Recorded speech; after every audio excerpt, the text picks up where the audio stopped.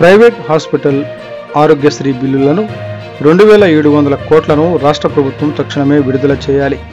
గత 10 రోజుల నుండి నిలిచిపోయిన ఆరోగ్యశ్రీ ఆపరేషన్లను పునరుద్ధరించాలి. ఆరోగ్యశ్రీ కార్డులపై పేదలకు వైద్యాన్ని తక్షణమే అందించాలి. సిపిఐ పల్నాడు జిల్లా సహాయ కార్యదర్శి కాసా రాంబాబు డిమాండ్.